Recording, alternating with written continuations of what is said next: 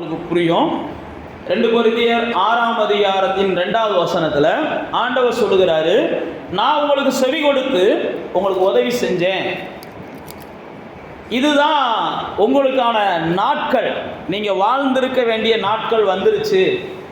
நீங்கள் இந்த பூமியில் மகிழ்ச்சியாக இருக்க வேண்டிய காலம் வந்துச்சு. இனியும் நீங்கள் காத்திருக்க வேண்டிய அவசியம் இல்லை. கர்த்தருடைய பிள்ளைகளுக்கு அவர் கொடுத்த வாக்குத்தத்தம். இந்த வாக்குத்தத்தத்தை அவர் ஏசாயாவில் சொல்லுகிறார். ஏசாயாவில் இந்த வாக்குத்தத்தத்தை நீங்கள் 49ஆம் அதிகாரத்துக்கு வந்தீங்கன்னா இங்கே ஒரு விரலை வச்சுக்கோங்க. ஏசாயாவில் 49ஆம் அதிகாரத்துக்கு வந்த உடனே இந்த வாக்குத்தத்தத்தை ஆவியானவர் ஏசாயா மூலமாக சொன்ன இயேசு மூலமாக நிறைவேறினது அப்படின்றத நமக்கு வேதத்தில் வாசிக்கிறோம்.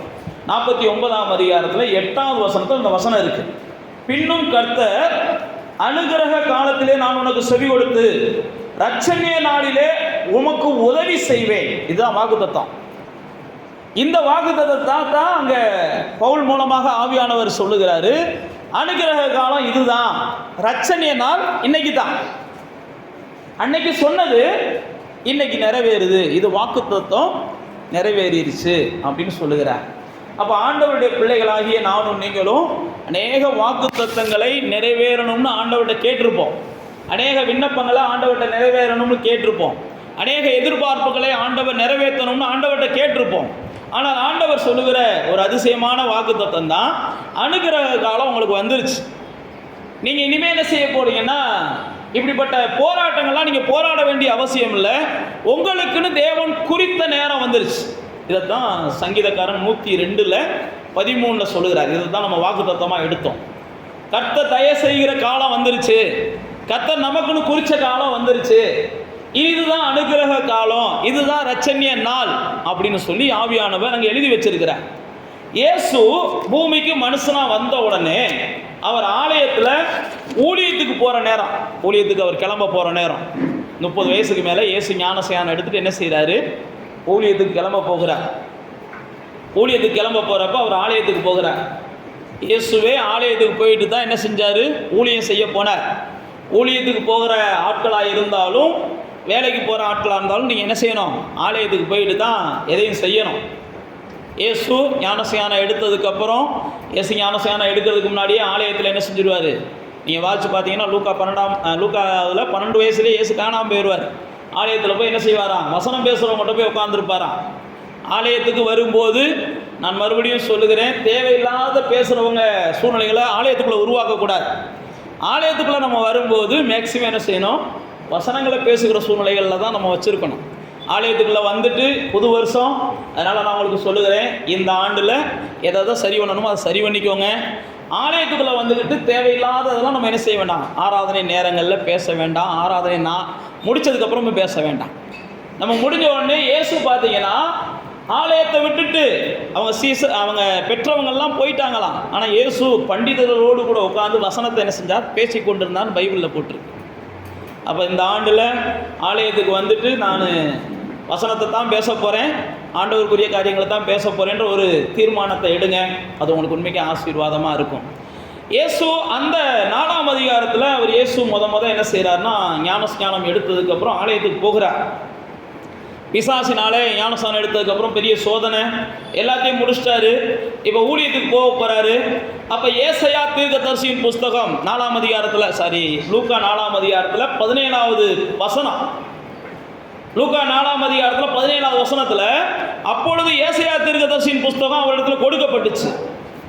அவர் அந்த புஸ்தகத்தை விரித்து வாசிக்கிறாரு. கர்த்தருடைய ஆவியானவர் என் மேல் இருக்கிறார், தரித்திரருக்கு நான் சுவிசேஷத்தை பிரசங்கிக்கும்படி என்னை அபிஷேகம் பண்ணினார், இருதயம் நறுங்குண்டவர்களை குணமாக்கவும், சிறைப்பட்டவர்களை விடுதலையாக்கவும், குருடர்களுக்கு பார்வையை பிரசித்தப்படுத்தவும் அப்படின்னு சொல்லி, நொறுங்குண்டவர்களை விடுதலையாக்கவும் அப்படின்னு சொல்லிட்டு தான் அனுக்கிரக வருஷத்தை பிரசித்தப்படுத்தும்படி என்னை அனுப்பினார். அப்படின்னா என்னன்னா, உங்களுக்கான வாழ்வு வந்துச்சு, நீங்கள் இனிமேல் வாழ்ந்திருக்கலாம். இனிமேல் பாவத்தினால நீங்கள் தண்டிக்கப்பட வேண்டிய அவசியம் இல்லை. இனிமேல் சாபத்தினால நீங்கள் அழுது கொண்டு இருக்க வேண்டிய அவசியம் இல்லை. இனிமேல் வியாதிகளை குறித்து நீங்கள் கலங்க வேண்டிய அவசியம் இல்லை. இனிமேல் பில்லி சூனியங்கள், பிசாசுகள், மந்திரவாதங்கள்னு சொல்லி புலம்ப வேண்டிய அவசியம் இல்லை. இதுக்கெல்லாம் ஒரு முடிவு வந்துருச்சுன்றதை இயேசு சொல்லுவதற்காக எடுத்தோடனே பேசுகிறார். கட்டுண்டவர்களுக்கு விடுதலை, இருதயம் நறுங்குண்டவர்களுக்கு எல்லாத்துக்கும் நாள் வந்துருச்சுப்பா, இதுக்கெல்லாம் ஒரு முடிவு வந்துருச்சு, நீங்கள் கலங்காதீங்கன்னு சொல்லி இயேசு சொல்லிட்டு தன்னுடைய ஊழியத்தை துவங்குகிறார். இந்த வருடத்தை துவங்குகிற உங்களுக்கும் ஆண்டவராக தான் சொல்கிறார், இது உங்களுக்கான தேவன் தயவை வெளிப்படுத்துகிற காலங்கள். தேவனுடைய இரக்கத்தை நீங்கள் அதிகமாக பார்க்க போகிறீங்க. இந்த ஆண்டில் நீங்கள் தேவனுடைய கிருபையை அதிகமாக உணரலாம். ஆண்டவரை எனக்கா இப்படி செஞ்சீங்க, எனக்கு செய்கிற அளவுக்கு என்கிட்ட என்னப்பா நன்மை இருந்துச்சுன்னு உண்மைக்கு உணர்வுள்ள இருதயமாக இருந்தால் நீங்கள் என்ன செய்வீங்க? மாதத்துக்கு ஒரு முறையாவது ஆண்டவரை பார்த்து கேட்பீங்க. உணர்வு இல்லாதவங்களுக்கு ஆண்டவர் என்ன செஞ்சாலும் என்ன செய்யும், என்னத்தை செஞ்சீங்கன்னு தான் கேட்க தோணும். கர்த்தருடைய பிள்ளைகள் நீங்களும் நானும் கர்த்தரை என்ன செய்யணும்? ஒவ்வொரு முறையும் உணரணும், அவருடைய அதிசயங்களை உணரணும், அவர் நமக்கு பாராட்டின கிருபைகளை உணரணும். கொஞ்ச நேரமாவது உட்காந்து இந்த நாளெல்லாம் நமக்கு வந்த ஆபத்துக்கள் எத்தனை, அந்த ஆபத்துக்கள் இருந்தெல்லாம் கர்த்தர் நம்மளை எப்படி காப்பாற்றினா நீங்கள் கண்ணை மூடி யோசிச்சு பார்த்தீங்கன்னா கண்டிப்பாக தெரியும். இந்த நாள் நம்மக்கிட்ட வந்து போராட வந்த புத்தியீனமானவர்கள் எத்தனை பேர், நம்மளை வம்புகளுக்கு வந்தவங்க எத்தனை பேர், எத்தனை பேர் நம்மளை கோபம் ஊட்டினவங்க, அவங்ககிட்ட தான் எப்படி நம்மளை கர்த்தர் காப்பாற்றினார் நீங்கள் யோசிச்சு பார்த்தீங்கன்னா கண்டிப்பாக என்ன செய்வீங்க? ஒரு நாள் நீங்கள் ருசிக்க ஆரம்பிச்சிட்டிங்கன்னா அடுத்து தொடர்ந்து ருசிக்க ஆரம்பிச்சிடுவீங்க. கர்த்தர் அவ்வளவு உங்கள் வாழ்க்கையில் செய்து கொண்டே இருக்கிறார், உங்களால் தான் ருசிக்க முடியலை. கர்த்தர் உங்கள் வாழ்க்கையில் ஒவ்வொரு வாழ்க்கையிலையும் செஞ்சுக்கிட்டே தான் இருக்கிறார். கர்த்தர் யாரையும் என்ன செய்யறதில்ல, அப்படிலாம் கைவிடுறதெல்லாம் இல்லை. அவங்க உணர்வடைஞ்சு ஒரு நாளாவது இதை நினச்சி பார்ப்பாங்கன்னு அவர் எதிர்பார்க்குறார். அவர்கள் உணர்வடைஞ்சு ஒரு நாளாவது அவங்க நம்மளை நினச்சி பார்ப்பாங்கன்னு ஆண்டவர் என்ன செய்கிறாருன்னா எதிர்பார்க்கிறார். அதனால தான் ஆண்டவருடைய வார்த்தை இங்கே போட்டிருக்கு, இது உங்களுக்கு அனுகிரகத்தின் நாட்கள். நீங்கள் எதெல்லாம் உங்கள் வாழ்க்கையில் ஆண்டவர்கிட்டருந்து எதிர்பார்த்து காத்து கிடக்குறீங்களோ அதெல்லாம் உங்களுடைய வாழ்க்கையில் இனிமேல் நிறைவேறக்கூடிய நாட்களை நீங்கள் என்ன செய்ய போகிறீங்க? பார்க்க போகிறீங்க. இதைத்தான் ஆண்டவராகிய தேவன் அங்கே கொரிந்தியருக்கு எழுதுகிறாரு, இதுதான் இரட்சணிய நாள், இதுதான் அனுகிரகத்தின் நாள். இனி உங்கள் வாழ்க்கையில் ஒரு விடிவு வரப்போகுது. நீங்கள் இதை என்ன செய்யணும்? ஏற்றுக்கொள்வதற்கு ஆயத்தமாகணும். ஆண்டவர் என் வாழ்க்கையில் மாற்றத்தை இந்த ஆண்டு தருவார், ஆண்டவர் என் வாழ்க்கையில் வெற்றியை இந்த ஆண்டு தருவார், ஆண்டவர் இந்த ஆண்டு என் வாழ்க்கையில் நான் எதிர்பார்க்கிற சில வாசல்களை திறந்து கொடுப்பார், இந்த ஆண்டு என்னுடைய கனவுகளை கர்த்தர் நிறைவேற்ற போகிறார், இந்த ஆண்டு நான் காத்திருந்த பல காரியங்களுக்கு கர்த்தர் ஒரு முடிவை ஏற்படுத்த போகிறார்னு நீங்கள் என்ன செய்யணும்? மைண்டு செட்டுக்கு வரணும். கர்த்தரால் காரியங்கள் வாய்க்க போகிறது. அப்போ ஆண்டவருடைய வசனம் இங்கே போட்டிருக்கு, நான் உனக்கு செவி கொடுக்கிறேன். யார் உங்களுக்கு செவி கொடுக்குறாங்களோ இல்லையோ, ஏனென்றால் ஏன் செவி கொடுக்கிறேன்னா இது உனக்கு அனுகிரகத்தின் காலம், இது உனக்கு தயவின் காலம். இதுவரைக்கும் உனக்கு நான் செவி கொடுக்காம போனதுக்கு ஏதோ ஒரு வகையில் நீ என்ன செஞ்சிருக்கலாம்? சொதப்பி இருக்கலாம். இதுவரைக்கும் உன்னுடைய விண்ணப்பங்களுக்கு நான் செவி கொடுக்காம போனதுக்கு நீ எதையாவது ஒரு வகையில் என்னை கோபம் ஊட்டி என்னை வருத்தப்படுத்தி சில செயல்களை செஞ்சிருக்கலாம். ஆனால் ஆண்டவர் சொல்றாரு, இனி நான் அதெல்லாம் பார்க்கலப்பா, இப்போ நான் உனக்கு அனுகிரகம் பண்ண விரும்புகிறேன். இனி நான் அதெல்லாம் பார்க்கல, இனி நான் உன்னை ஊத்து பார்த்தா நீ வாழ்நாளெல்லாம் நரகமாகவே வாழ்ந்துக்கிட்டு இருக்கணும். இனி நான் உன்னை ஓயாமல் ஊத்து பார்த்தா வாழ்க்கை வாழ்நாளெல்லாம் நரகமாக போயிடும். இனி நான் உன்னை ஊத்தே பார்க்க போகிறதில்ல. நீ திருந்தினாலும் சரி திருந்தாட்டினாலும் சரி, நீ ஏன் புள்ள, என்னை நேசிக்கிற, நான் என்னை தெய்வமாக வழிபடுறேன், இனி நான் உனக்கு என்ன செய்ய போகிறேன்? செவி கொடுக்க போகிறேன். அதுதான் அங்கே சொல்ல வரேன், அதுதான் உங்களுக்கு சொல்ல வர. அப்போ தேவ பிள்ளைகளே, இது வரைக்கும் உங்களுடைய சத்தம் தேவனுடைய சமூகத்துக்கு போச்சா போகலையான்னு தெரியாது, அல்லது உங்களுடைய சத்தத்துக்கு தேவன் செவி கொடுத்தாரா செவி கொடுக்கலையான்னு தெரியாது. ஆனால் நான் உங்களுக்கு சொல்லுகிறேன், இந்த ஆண்டு உங்களுடைய சத்தம் நிச்சயமாக என்ன செய்யும்? தேவனுடைய சமூகத்துக்கு போகும். அதனால் நீங்கள் கூப்பிட விரும்புகிற ஆண்டு என்னென்னலாம் தேவனை நோக்கி கூப்பிட்டு கேட்க விரும்புகிறீங்களோ ஆண்டவர் சொல்லியிருக்கார், நான் இந்த ஆண்டு உங்களுக்கு செவி கொடுப்பேன்னு சொல்லியிருக்கிறேன். கேளுங்க. நம்ம எல்லாருக்குமே தெரியும், ஆகார் வனாந்தரத்தில் உட்காந்து கத்துறாங்க, கேட்கறதுக்கு ஆளே இல்லை. அந்த அம்மா சத்தத்தை கேட்கறதுக்கு ஆளே இல்லை. கட்டின கணவனாலும் கேட்க முடியாது, பெற்றோராலையும் கேட்க முடியாது, பெத்த பிள்ளைக்கு அந்த அளவுக்கு பருவம் இல்லை, யாருமே கேட்க முடியாமல் அந்த அம்மா கதறாங்க. பைபிளில் போட்டிருக்கு, அந்த சத்தத்தை நான் கேட்டேன்னு ஒருத்தர் வந்து நிற்கிறாரு. அந்த அம்மா யாருன்னு வாசிச்சு பார்த்தீங்கன்னா, அந்த அம்மா அவ்வளவு அரக்கத்தனமான ஆள், சாராள்கிட்டே சண்டை போட்டவங்க. பைபிள் அப்படி தான் போட்டிருக்கு. சாராளோட மல்லு கட்டிக்கிட்டு இருந்தவங்க, சாராள் வீட்டுக்கு வேலைக்கு வந்த அந்த அம்மா. ஆமாம், சாராள் வந்து அந்த அம்மாவை என்ன செய்கிறாங்க? முதலாளி அம்மாவை மாற்றி பார்க்க ஆசைப்படுறாங்க. அந்த அம்மா முதலாளி அம்மாவை மாறின உடனே சாராளை என்ன செய்கிறாங்க? வேலைக்காரியாக மாற்றணும்னு ஆசைப்படுறாங்க. புரியுதா புரியலையா? சில நேரத்தில் அப்படி தான் நடக்கும். பாவம்னு வந்திருப்பாங்க, நம்ம அவங்கள கொஞ்சம் என்ன செய்வோம்? தூக்கி வைக்கலாம், பாவம் தானே, நல்லா இருக்கட்டும்னு நினைப்போம். அவங்க தூக்கி வச்ச உடனே நம்மளை எப்படா வாரி விடலாம்ன்ற மாதிரி என்ன செய்வாங்க? தூக்கி விட்டு நம்மளை எப்படா வாரி விடலாம்ன்ற மாதிரிலாம் யோசிப்பாங்க. இதுதான் உலகம். ஆகார் அப்படி தான் செஞ்சாங்க. ஆகார் செஞ்ச உடனே தான் சாராளுக்கு கோபம் வந்துச்சு. சாராளுக்கு கோபம் வந்துச்சு, இனி அந்த பிள்ளை இந்த வீட்டில் இருக்கக்கூடாது அப்படின்ற அளவுக்கு பயங்கரமான சாராள் சண்டையிடுறாங்க. ஆபிரகாமுக்கு என்ன செய்யறதுன்னு தெரியலை. ஏன் என்ன செய்யறதுன்னு தெரியல? ஆபிரகாம் பல நாட்களுக்கு அப்புறம் ஒரு குழந்தைய கையில் வாங்கியிருக்கான். இது வரைக்கும் என் குழந்தைய பார்க்கவே இல்லை, சொந்த குழந்தைய. இப்போதான் அவனுடைய வித்து சொந்த குழந்தை கையில் வாங்கியிருக்கிறான். ஆனால் அந்த அம்மா சேட்டைக்கார அம்மாவா இருக்கு ஆகாரு. அந்த அம்மாவுடைய சேட்டம்லாம் யார்கிட்ட தான் காமிக்குது? சில நேரத்தில் பார்த்தீங்கன்னா அமைதியாக போகிறவங்ககிட்ட தான் அக்கிரமக்காரங்க சேட்டையை நிறையா காமிப்பாங்க. அமைதியாக போகிறவங்ககிட்ட தான். அப்படி இவங்க திரும்ப அடிக்க மாட்டாங்கன்னு தெரிஞ்சிச்சுன்னா தான் அவங்ககிட்ட தான் நிறைய சேட்டைகளை காமிப்பாங்க. அப்படி தான் சேட்டைகளை அந்த அம்மா காமிச்ச உடனே தான் ஆண்டவர்கிட்ட போய் ஆபிரகாம் நிற்கிறான். என்ன ஆண்டவரே?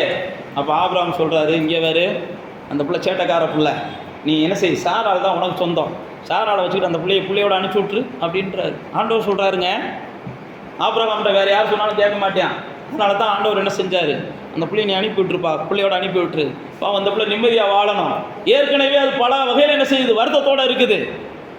தான் ஒரு பிள்ளைக்கு கூட்டு வந்த பிள்ளைக்கெல்லாம் குழந்தை வந்துருச்சு, ஆனால் எனக்கு பிறக்க மாட்டேங்குதுன்னு அழுதுகிட்டு இருக்கு. நான் கூட்டு வந்தவங்களுக்கு, ஆலயத்துக்கு கூட்டு வந்தவங்களுக்குலாம் அதிசயம் நடக்குது, ஆனால் நான் ஆலயத்திலேயே காத்து கிடக்கிறேன், எனக்கு அதிசயம் நடக்க மாட்டேங்குதுன்னு அந்த அம்மா அழுதுகிட்டு இருக்கு. இது அதிசயத்தை பெற்றது பத்தாமல இதை போட்டு அழுக வச்சுக்கிட்டு இருக்கும்போது இந்த அம்மா விரட்டி விடுன்றார் ஆண்டவர். பைபிளில் வாசித்து பார்த்தீங்கன்னா ஆண்டவருடைய தீர்ப்பெல்லாம் அவ்வளோ நியாயமாக இருக்கும், அவ்வளோ நீதியாக இருக்கும். ஒருவேளை இதெல்லாம் தெரியாதவங்க தான் ஆண்டவர் என்ன செய்வாங்க, சரியாக புரிஞ்சுக்கிறாம அநேக குற்றச்சாட்டுகளை வைப்பாங்க. ஆகார் அந்த நேரத்தில் விரட்டி விட்டதுக்கப்புறம் ஆகார் குழந்தைக்காக அழுகிறாங்க. ஐயோன்னு அழுத உடனே பாருங்கள், ஆண்டவர் அந்த இடத்துல என்ன செய்யலை, அந்த அம்மாவுடைய அரக்கத்தனத்தை பார்க்கல, அந்த அம்மாவுடைய முட்டாள்தனத்தை பார்க்கல, அந்த அம்மா நல்ல வாழ்க்கையை அழிச்சிருச்சேலாம் பார்க்கல, நல்லா வேலை வாழ வேண்டிய அந்த அம்மா வாயை வச்சே வாழ்க்கையை கெடுத்துருச்சேலாம் பார்க்கல. நல்லா வாழ வேண்டிய அநேக குடும்பங்கள் இன்றைக்கி வாயால் கெட்டுக்கிட்டு இருக்கு. இன்றைக்கி அநேகர் வாயை கொச்சுக்கிட்டு கொஞ்சம் ஆகாரம் மாதிரி ஆட்டம் போடாமல் இருந்தாலே அநேக குடும்பம் இன்றைக்கி பரலோகமாக இருக்கும். இன்றைக்கி அநேக குடும்பம் பரலோகமாக இல்லாமல் இருக்கிறதுக்கு காரணமே இந்த ஆகாரம் மாதிரி என்ன செய்கிறாங்க, ஒரு அதிசயத்தை பார்த்த உடனே நான் தான் ஆண்டவர்னு சொல்லி குதிக்க ஆரம்பிச்சிடுறாங்க. ஒரு வெற்றியை பார்த்த உடனே நான் தான் ஆண்டவர்னு குதிக்க ஆரம்பிச்சிடுறாங்க. ஒரு வண்டியை வாங்கிட்டாங்கன்னா நான் தான் உலகத்துக்கே ராஜான்னு குதிக்க ஆரம்பிச்சிடுறாங்க. இன்னைக்கு உலகத்தில் நடக்கிறது, நீங்கள்லாம் இல்லை, நான் உலகத்தில் நடக்கிறத சொல்கிறேன். இப்போ பாருங்கள், அந்த சூழ்நிலையில் ஆகாருக்கு ஆண்டவர் செவி கொடுத்தார். அதான் நான் உங்களுக்கு சொல்ல வரேன். இந்த ஆண்டு உங்களுக்கு செவி கொடுக்கறதுக்கு கர்த்தர் உங்கள் செயல்களெல்லாம் அவர் பார்க்க போகிறதில்ல. இது வரைக்கும் உங்கள் செயல்களை பார்த்து தான் அவர் உங்களுக்கு செவி கொடுக்காமல் போய் உங்கள் வாழ்க்கையில் அநேக நன்மைகளை நீங்கள் அனுபவிக்காமே சாக போகிறீங்க. அதனால தான் ஆண்டவர் என்ன செய்கிறாரு, இனிமேல் நீங்களை நான் ஒன்றும் கவனிக்க போகிறதில்ல, இவன் அழுகிறத பார்க்க விரும்பலைன்னு, இவனுக்கு என்ன நன்மை செய்யணுமோ, இவன் என்ன கேட்குறானோ, இவன் வம்சத்தை ஆசீர்வதிப்போம், இவன் பிள்ளைகளை ஆசீர்வதிப்போம் அப்படின்னு ஆகார் வம்சத்தை ஆசீர்வதிக்க ஆரம்பிக்கிறாரு. ஆகார் பிள்ளைகளை ஆசீர்வதிக்க ஆரம்பிக்கிறாரு. ஓ வம்சமும் பெருகும்டான்றாரு, ஓ சந்ததியும் வாழும்டா, இந்த பூமி இருக்கிறது வரைக்கும் உன் சந்ததியில் என்ன செய்வாங்க, ஜனங்கள் இருந்து கொண்டே இருப்பாங்க, ஓம் பேர்லையும் ராஜ்யங்கள் உருவாகும், ஓம் பேர்லையும் தேசங்கள் உருவாகும், ஓம் பேர்லையும் இனங்கள் உருவாகும் அப்படின்னு சொல்லி ஆசீர்வதிக்க ஆரம்பிக்கிறார். நீங்கள் வேதத்தில் வாசித்து பார்த்தீங்கன்னா தேவன் ஆகாருக்கு செவி கொடுத்த விதத்தை ஆபிரகாமுக்கு கூட தெரியாது. ஆபிரகாமுக்கு கூட தெரியாது. தேவன் ஆகாரை வாழ வைத்தார் என்பதற்கு ஆபிரகாமுக்கு கூட தெரியாது. நான் மறுபடியும் சொல்லுகிறேன், தேவன் உங்களுக்கு செவி கொடுத்துட்டார் அப்படின்றது சில நேரம் ஊழியக்காரங்களுக்கு கூட தெரியாது. உங்களுக்கு போய் செவி கொடுக்க போகிறாருன்னு நாங்கள் நினைக்கலாம். ஏன்னா நீங்கள் அந்த அளவுக்கு என்ன செய்கிறீங்க, முரட்டாட்டம் பண்ணுறீங்களே, அந்த அளவுக்கு நீங்கள் என்ன செய்கிறீங்க, ஆகாததை போகாததை செஞ்சுக்கிட்டு கிடைக்கீங்களே உங்கள் வாழ்க்கையிலேயே அப்படின்னு கூட நாங்கள் கூட என்ன செய்யலாம், ஒருவேளை கவனிக்காமல் இருக்கலாம். அல்லது தேவன் உங்களுக்கு செவி கொடுக்க ஆரம்பித்த உடனே உங்கள் வாழ்க்கையில் அதுக்கப்புறம் ஒரு புதிய உலகம் உருவாகிறது. இன்றைக்கி பார்த்தீங்கன்னா அன்னைக்கு ஆண்டவர் திறந்த நீரூற்று இன்றைக்கும் இருக்குன்னு சொல்லி இஸ்லாமியர்கள்லாம் போய் என்ன செய்கிறாங்க, நான் போய் பார்க்கல, இஸ்லாமியர்கள்லாம் என்ன செய்கிறாங்க, பார்த்துட்டு வர்றாங்க. அன்னைக்கு ஆகாருக்காக ஆண்டவர் உருவாக்கின வாட்டரை தான் ஜம்ஜம் வாட்டர்னு சொல்லி என்ன செய்கிறாங்க, சில நேரத்தில் நீங்கள் பார்த்துருப்பீங்க, அந்த வாட்டர் தான் அவங்க சொல்லிக்கிட்டு இருக்காங்க. அப்போ தேவ பிள்ளைகளே, இந்த ஆண்டு உங்களுக்கு என்ன செய்கிறார், தேவன் செவி கொடுக்க போகிறார். நீங்கள் என்ன வேணாலும் என்ன செய்யுங்க, இந்த ஆண்டு கூப்பிட்டு கேளுங்க. ஒருவேளை நீங்கள் கூப்பிட்டு கேட்கும்போது உங்கள் உள்ளமே சொல்லலாம், நீ ஒரு ஆகாத ஆள் கூப்பிடாதன்னு சொல்லலாம், நீ ஒரு பொல்லாத ஆளுன்னு கூப்பிடாதன்னு சொல்லலாம், இல்லை உங்கள் வீட்டில் இருக்கிறவங்களே கூட சொல்லலாம், ஆமாம் ஜெபம் பண்ணிட்டியாக்கும், உன் ஜெபத்தெல்லாம் ஆண்டவர் கேட்பாராக்கும் இவ்வளோ நேரம் என்ன செஞ்சுட்டு அப்படின்லாம் கூட சொல்லலாம். எதையும் காதில் வாங்காதீங்கப்பா. இந்த ஆண்டு அனுகிரகத்தின் வருஷம், தேவனுடைய கிருபையின் வருஷம். நான் கேட்குறதெல்லாம் இந்த ஆண்டு எனக்கு ஆண்டவர் தருவார்னு நான் நம்புகிறேன். ஆண்டவர் எனக்கு தருவார்னு நான் நம்புகிறேன். இந்த வருஷம் நான் நிறையா மாற்றத்தை பார்க்க போகிறேன். இந்த வருஷம் நிறையா நான் ஏற்றத்தை பார்க்க போகிறேன். இந்த வருஷம் நான் நிறையா விரும்பினதை பார்க்க போகிறேன். ஏன்னா அனுகிரகத்தின் நாட்கள். எதுவும் கிருபையினால் நடக்குது, வேறு எதுனாலையும் நடக்கலை. என்னுடைய முயற்சினால் நடக்கலை, என்னுடைய பக்தினால் நடக்கலை. இது எல்லாமே தேவனுடைய கிருபையில் நடக்குது. அதனால் இந்த ஆண்டு தேவன் உங்களுக்கு என்ன செய்கிறார்? செவி கொடுக்குறார். இன்னொரு காரியம் நம்ம எல்லாருக்குமே தெரியும், அன்னாளை குறித்து பார்க்குறோம். அன்னாள் இதே தான், அவங்க தான் மூத்த மனைவி, குழந்தை இல்லை. பெண்ணினாள் அப்படின்னு சொல்லி ரெண்டாவது அவங்க தங்கச்சியை தான் கட்டுறாங்க. ஒரே குடும்பத்தை சார்ந்தவங்க தான். அந்த வேதத்தில் வாட்சி பார்த்தீங்கன்னா தெரியும், அந்த இடத்துல பெண்ணினாள் அனுதினமும் அன்னாலே அழுக வச்சுக்கிட்டே இருப்பாளாம். கவனிக்கிறீங்களா? நம்மளை அனுதினமும் அழுக வைக்கிறதுக்குன்னே நம்ம குடும்பத்தில் ஒரு ஆள் இருப்போம். அப்படி யாருக்கும் இல்லைன்னா நீங்கள் உண்மைக்கே பாக்கியவான்கள். அனுதினமும் நம்மளை அழுக வைக்கிறதுக்குன்னே குடும்பத்தில் என்ன செய்யும்? ஒரு ஆள் இருக்கும், உறவுல ஒரு ஆள் இருக்கும், கூட பிறந்தது யாராவது ஒரு தடுதலையாக இருக்கும். அனுதினமும் நம்மளை அழுக வைக்கிறதுக்குன்னே, அண்ணாளுக்கு அனுதினமும் அழுக வைக்கிறதுக்குன்னே ஒரு ஆள் இருந்துச்சு. ஆமாம், அண்ணாள் அனுதினமும் அழுகும் போதெல்லாம் அண்ணாளுடைய மாப்பிள்ளை அனுதினமும் என்ன செஞ்சார்? கொஞ்சம் ஆதரிச்சார். பைபிள் அப்படி தான் போட்டிருக்குது. அண்ணாளுடைய மாப்பிள்ளை கொஞ்சம் ஆதரிக்கிற மனுஷனாக இருந்தார். இன்றைக்கி மனைவிமார்கள் அழுகும்போது எத்தனை கணவன்மார்கள் ஆதரிக்கிறாங்கன்னு தெரியலை. ஆனால் கர்த்தருடைய பிள்ளைகள் மனைவிமார்கள் அழுகும்போது என்ன செய்யுங்க? கண்டிப்பாக ஆதரிங்க. அவங்க அழுகும்போது கொஞ்சமாவது என்ன செய்யுங்க? விசாரிங்க. கர்த்தருடைய பிள்ளைகள் அவங்க வேதனைப்படும் போது அவங்க சொல்கிற சத்தத்துக்கு கொஞ்சமாவது செவி கொடுங்க. தலைவலிக்குதுன்னு அழுதாங்கன்னா ஒரு தைலத்தை எடுத்து உண்மைக்கே கர்த்தருடைய பிள்ளைகள் தேய்ச்சி விடுங்க. கால் வலிக்குதுன்னு அவங்க அழுதாங்கன்னா உண்மைக்கே கர்த்தருடைய பிள்ளைகள் கொஞ்சம் காலெல்லாம் என்ன செய்யுங்க? அமுக்கி விடுங்க. இதெல்லாம் அன்னாளுக்கு எல்கானா செஞ்சார்னு பைபிளில் போட்டிருக்குது. எல்கானா செஞ்சார். அதே மாதிரி தான் கர்த்தருடைய பிள்ளைகள் மனைவிமாரும் கணவன்மாருக்கு சேவை செய்யுங்க. பாஸ்டர் என்ன செஞ்சார்? கணவன்களை தான் சொல்லியிருக்கிறார், நம்மளை சொல்லலை அப்படின்னு நினைக்காதீங்க. நீங்கள் செய்கிற சேவைகள் பைபிள் அப்படி தான் போட்டிருக்கு. பேதுரு சொல்கிறாரு, உங்களுடைய நடக்கைகள் தான் எவ்வளவு மூர்க்கமான மனிதர்களையும் மாற்றும்னு போட்டிருக்கிறார். நீங்கள் செய்கிற செயல்கள் தான் எவ்வளவு ஆகாத மனுஷரையும் நல்லவனாக மாற்றும் அப்படின்னு பேதுரு தன்னுடைய விசுவாசிகளுக்கு ஆலோசனை கொடுக்குறார். ஏமா, ரசிக்கப்படாத கணவன் இருந்தாருன்னா நீ வாட்டுக்கு என்ன செய்யாத? போராடாத. நீ ஒரு ரசிக்கப்பட்ட தன்மையை வெளிப்படுத்து, உன்னுடைய தெய்வீக தன்மையை வெளிப்படுத்து, உன் புத்தியுள்ள தன்மையை வெளிப்படுத்து. இப்படி தான் பேதுரு சொல்கிறார். உன் கற்புள்ள நடவடிக்கைகள் அவனையும் ரசிக்கப்பட்டவனாக மாற்றும்னு சொல்கிறார். பெண்களுக்கு வேறு எதுவுமே ஆண்டவர் ஆலோசனை கொடுக்கல. நீங்களும் என்ன செய்யுங்க? நற்செயல்களை உங்கள் கணவனுக்கு செய்யுங்க. மாறாத எந்த கணவனும் மாறுவாங்க. அப்போ அன்னாருடைய வாழ்க்கையில் பாருங்கள், இந்த சூழ்நிலையெல்லாம் அன்னாள் என்ன செய்கிறாங்க? அப்படி இதுக்கப்புறமும் நான் அழுது கொண்டே இருக்க முடியாதுப்பா. இதுக்கப்புறம் நம்ம ஒவ்வொரு நாளும் அழுது கொண்டே இருக்க முடியாது. இதுக்கப்புறம் நம்ம ஒவ்வொரு நாள் நீ தேற்றுவேன் நான் எதிர்பார்க்க முடியாது. என்னை ஆளை விடுங்க, நான் மொத்தமாக போய் ஆண்டவருடைய சமூகத்தில் அழுக போகிறேன்னு அன்னாள் போயிடுறாங்க. மொத்தமாக போய் ஆண்டவருடைய சமூகத்தில் அழுகிறாங்க. பைபிளில் போட்டிருக்கு, அவங்க அழுதது ஒரு குடிகாரன் அழுததை போல் இருந்துச்சான். ஒரு குடிச்சு போட்டு ஒரு பொம்பளை அழுதா எப்படி இருக்கும்? ஒரு குடிச்சு போட்டு ஒரு ஆம்பளை அழுதா எப்படி இருக்கும்? அப்படி இருந்ததா ஒரு ஊழியக்காரரே பார்த்து சாட்சி சொல்கிறார். வேற யாரும் சாட்சி சொல்லலை, ஒரு ஊழியக்காரரே சொல்கிறார். வேலியாளின் மகளே, எது வரைக்கும் தான் வெறிச்சுக்கிட்டு இருப்ப? குடி வெறியை உன்னை விட்டு போகாதான்றாங்க. யோசிச்சு பாருங்க. என்னடா இவங்க தொல்லை அவங்க தொல்லைன்னு ஆலயத்துக்கு வந்தாங்க, பாஸ்டர் தொல்லை அதை காட்டிலும் மோசமாக இருக்குன்ற மாதிரி அண்ணால் தலையில் அடிச்சிருப்பாங்க. நீங்களாக இருந்தால் கண்டிப்பாக அடிச்சிருப்பீங்க. அண்ணால் அடிக்கலை. நீங்களாக இருந்தால் கண்டிப்பாக தலையில் என்ன செஞ்சுருப்பீங்க? நானாக இருந்தாலும் அடிச்சிருப்பேன்னு வச்சுக்கோங்க. எல்லா ஊரெல்லாம் தொல்லைன்னு கோயிலுக்கு வந்தால் கோயிலில் இருக்கவே அதை காட்டிலும் என்ன செய்கிறான்? கொடூரமாக பேசுகிறான்டா சாமி அப்படின்ற மாதிரி அண்ணால். நீங்களாக இருந்தால் நானாக இருந்தால் அடிச்சிருப்போம். ஆனால் அண்ணால் அப்படி செய்யலை. ஆண்டவனே, நானே அழுதுகிட்டு கிடைக்கேன், நீ வேற என்னை அழுக வைக்காத சாமி அப்படி தான் பேசுகிறான். நீங்கள் வாட்ச் பார்த்தீங்கன்னா தெரியும். நான் மனக்லேசம் உள்ளவள், நீ நினைக்கிற மாதிரி கெட்டவெல்லாம் கிடையாது. என் உள்ள அவ்வளவு துக்கம் இருக்குது. யார்கிட்ட சொல்லியும் அழுதாலும் பிரயோஜனம் இல்லைன்னு தான் ஆண்டவன்ட்ட சொல்லி அழுதுகிட்டு இருக்கேன். அப்போ தான் ஏலி புரிஞ்சுக்கிறான். இப்போ விண்ணப்பத்தை ஆண்டவர் கேட்டாருமா, நீ போ, நீ அழுக தேவையில்லைன்றான். பைபிளில் போட்டிருக்கு. அதுக்கப்புறம் அந்த அம்மா என்ன செய்யலை? அழுகவே இல்லையா? அப்போ தேவ பிள்ளைகளே, நம்முடைய சத்தத்தை இந்த ஆண்டு கர்த்தர் கேட்கிறார். யார் அங்கீகரித்தாலும் அங்கீகரிக்காட்டினாலும் நம்முடைய சத்தத்தை கர்த்தர் கேட்கிறார்ன்றது யார் அங்கீகரித்தாலும் அங்கீகரிக்காட்டினாலும் இது அனுகிரகத்தின் காலம். கர்த்தர் உங்கள் ஒவ்வொருவருடைய சத்தத்தையும் கேட்கிறார். ரெண்டாவது நம்ம பார்க்கிறோம், சத்தத்தை கேட்கிற கர்த்தர். அந்த 2 கொரிந்தியர் 6ஆம் அதிகாரத்தில் 2ஆம் வசனத்தில் போட்டிருக்கு, உங்களுக்கு என்ன செய்கிறாரா? உதவி செய்கிறாரா. ஆண்டவர் சத்தத்தை கேட்கிறவராய் மாத்திரம் அல்ல, அடுத்து உங்களுக்கு அவர் உதவி செய்கிறவராய் மாறுகிறார். ஏசாயாவில் பார்த்தீங்கன்னா அநேக வாக்குத்தத்தங்கள் இருக்கும். ஏசாயாவில் அநேக வாக்குத்தத்தங்கள்ல அந்த 41ஆம் அதிகாரத்தில் 10வது வாக்குத்தத்தம், 10வது வசனம் நம்ம எல்லாருக்குமே பிடித்த வசனம். பயப்படாத, நீ பலம் கொண்டு திடமனதாக இரு, நான் உன்னை என்ன செய்வேன், நீதியின் வலது கரத்தினால தாங்கி உனக்கு நான் சகாயம் பண்ணுவேன்ற அந்த அழகான ஒரு வாக்குத்தத்தம் இருக்கும். அப்போ தேவன் யாருக்கெல்லாம் உதவி செய்கிறார்னா, இது அனுகிரக காலம். யாருக்கு தேவன் உதவி செய்கிறார் அப்படின்னா, முதல்ல நீங்கள் நல்லா தெரிஞ்சுக்கோங்க, நீங்கள் பயந்த காரியங்கள் ஒன்றுமே நீங்கள் பயப்பட்டபடி நடவாதபடிக்கு கர்த்தர் முதல் என்ன செய்கிறார்? உங்களுக்கு உதவி செய்கிறார். நீங்கள் பல காரியத்தை நினச்சி பயந்துருக்கலாம். பிள்ளைகளை வளர்க்க முடியாமல் பெற்றோர்கள் பிள்ளைகள் வாழ்க்கை எப்படி போகுமோன்னு பயப்படலாம்.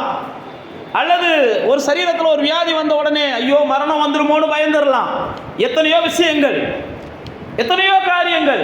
ஆண்டவர் சொல்லுகிற வாக்கு தத்துவம், உங்களுக்கு நீங்கள் பயந்த காரியம் ஒன்றுமே நடக்காது. அந்த காரியத்திலெல்லாம் கர்த்தர் உங்களுக்கு உதவி செய்து நீங்கள் பயந்தபடி ஒன்றுமே நடக்காமல் அது ஆசீர்வாதமாக நடக்கிறதுக்கு இந்த ஆண்டு உங்களுக்கு என்ன செய்வார்? உதவி செய்வார். எதை குறித்து நீங்கள் என்ன செஞ்சுருக்கலாம்? ஒருவேளை கடந்த நாட்களில் பயந்துருக்கலாம். என்ன காரியத்தை குறித்து நீங்கள் பயந்துருக்கலாம். ஆனால் ஆண்டவருடைய வாக்கு தத்துவம் சொல்லுது, நான் உனக்கு சகாயம் பண்ணுறேன், நீ என்ன செய்யாத, பயப்படாத, உன்னுடைய பலவீனத்தை நான் மாத்துறேன். அதே நீங்கள் 41ஆம் அதிகாரத்துக்கு வாங்க. ஏசாயா 41ஆம் அதிகாரத்துக்கு வாங்க. 41ஆம் அதிகாரத்தில் நம்ம வாசித்த அந்த வசனத்தை எடுத்தவங்க எல்லாம் சேர்ந்து வாசிங்க ஒரு வாட்டி. 41:10, நீ பயப்படாதே, நான் உன்னுடனே இருக்கிறேன், திகையாதே, நான் உன் தேவன், நான் உன்னை பலப்படுத்தி உனக்கு சகாயம் பண்ணுவேன், என் நீதியின் வலதுகரத்தினால உன்னை தாங்குவேன். அடுத்த வசனங்கள் எல்லாம் பார்த்தீங்கன்னா, உன் மேலே எரிச்சலாக இருக்கிறவங்கெல்லாம் என்ன செய்ய போறியான்? வெக்கப்பட போறியான்.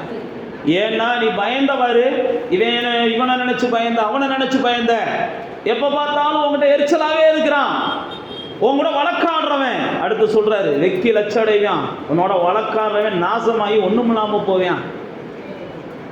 ஏன்னா உங்களுக்கு சொல்லுகிறேன்னா, கர்த்தர் உங்களுக்கு உதவி செய்ய ஆரம்பிச்சிட்டாருன்னா அது தெரியாமல் இந்த மலை மேலே மோதுகிறவன், பைபிளில் இயேசு சொல்லுவார், மலை மேலே மோதுகிறவனுக்கு அவனும் சரி, அல்லது இந்த மலை போய் யார் மேலே விழுந்தாலும் சரி, அவன் தான் நசுங்கி போவான் அப்படிம்பார் இயேசு. அப்போ ஆண்டவர் உங்களுக்கு உதவி செய்ய ஆரம்பிச்சிட்டாருன்னு தெரியாமல் நிறையா பேர் போராடுவான். ஆண்டவர் உங்களுக்கு உதவி செய்கிற காலம்னு அநேகருக்கு புரியாம நேத்தைக்கு அடிச்சது மாதிரி இன்னைக்கு போய் அடிப்போம்னு வருவாங்க. அதுதான் இங்கே போட்டிருக்கு, உதவி செய்கிற காலம், இது அனுகிரகத்தின் காலம். உங்கள் கூட போராடுறவங்கள அதுதான் அங்கே ஆவியானவர் போட்டிருக்கிறார். அவங்க எரிச்சலாக இருந்தவன், இது வரைக்கும் ஒரு வேளை எரிச்சலாக இருந்திருக்கலாம், அவனுக்கு ஒன்றும் நடக்காது. இனிமே உங்கள்கிட்ட எரிச்சலாக இருக்கிற ஆட்கள், எப்போ பார்த்தாலும் உங்களை முறைக்கிற ஆட்கள், எப்போ பார்த்தாலும் உங்களை வம்புக்கு இருக்கிற ஆட்கள், கர்த்தர் உங்களுக்கு உதவி செய்கிற காலம் இது. இப்படிப்பட்டவங்களெல்லாம் கர்த்தர் கண்டு கவனிச்சுக்கிறார். நீங்கள் என்ன செய்யாதீங்க? கண்டுக்கிறாதீங்க. கர்த்தாவே நீங்கள் கவனிச்சுக்கோங்க பாட்டு, நீங்கள் கண்டுக்கிறாதீங்க. ஏன்னா இன்னைக்கு நீங்கள் காலையில் எந்திரிச்சு முடிஞ்ச அளவுக்கு வீட்டை விட்டு வெளியில் வந்துட்டு நீங்கள் வீட்டுக்குள்ளே போகிறதுக்குள்ள எத்தனையோ பேர் உங்களை ஒரு மாதிரியா பார்த்துருப்பியான், ஒரு மாதிரியா பேசியிருப்பியான், ஒரு மாதிரியா சீண்டி இருப்பியான். இன்றைக்கி உலகம் அப்படி தான் இருக்குது. எல்லாம் பாதிக்கு இருக்கு, அறக்கு இருக்குமா தான் அலையுது. நீங்கள் வீட்டுக்குள்ளேயே இருந்தீங்கன்னா பாக்கியவான்கள். வீட்டை விட்டு நீங்கள் வெளியில் வந்து ஒரு நாள் சுற்றிட்டு வந்துட்டீங்கன்னு வைங்களேன், உண்மைக்கே நீங்கள் கிறுக்கு பிடிக்காமல் வீட்டுக்கு போகிறது கஷ்டம். வீட்டுக்கு போகும்போது நீங்கள் எரிச்சலோடு போவீங்க. அப்போ தான் மனைவி தண்ணி சுட வச்சுக்கிட்டு இருந்தால் மனைவிட்ட உங்கள் எரிச்சலை காமிப்பீங்க. ஏன்னா அந்தளவுக்கு இன்றைக்கி உலக சூழ்நிலை இருக்குது. ஆனால் வேதம் சொல்லுகிறது, கர்த்தர் உங்களுக்கு உதவி செய்ய போகிறார். இப்படிப்பட்ட அந்த உலக சூழ்நிலையெல்லாம் நீங்கள் என்ன செய்ய போகிறீங்க? ஆமாம், கண்டிப்பாக ஜெயிக்க போகிறீங்க. உங்கள் மேலே எரிச்சலாக இருக்கிறவங்க, உங்களோட வழக்காடுறவங்க எல்லாம் நாசமாக போயிடுவாங்க. அடுத்து 12ஆம் வசனத்தில் சொல்கிறாரு, உங்களோட போராடினவங்கள நீ தேடினா கூட என்ன செய்ய மாட்ட, காண மாட்ட. உன்னோட யுத்தம் பண்ண மனுஷன் இருந்த இடம் தெரியாத அளவுக்கு இல் பொருளாக போயிடுவேன். 13ஆம் வசனத்தை சொல்கிறாரு, நான் உன் தேவனாகிய கர்த்தர், நான் உன் வலது கரத்தை பிடிச்சி பயப்படாத, நான் உனக்கு துணை செய்கிறேன். அடுத்து கீழே வசனங்கள் எல்லாம் அதே தான் சொல்லிட்டு வருவார். நீ பலவீனமானவன் தான், உன்னையாலெல்லாம் போராடி ஜெயிக்க முடியாது. நீ பலவீனமானவன் தான், உன்னையாலெல்லாம் வாதாடி ஜெயிக்க முடியாது. நீ பலவீனமானவன் தான், உன்னையால என்ன செய்ய முடியாது, புரிஞ்சுக்கிட்டு வாழ முடியாது.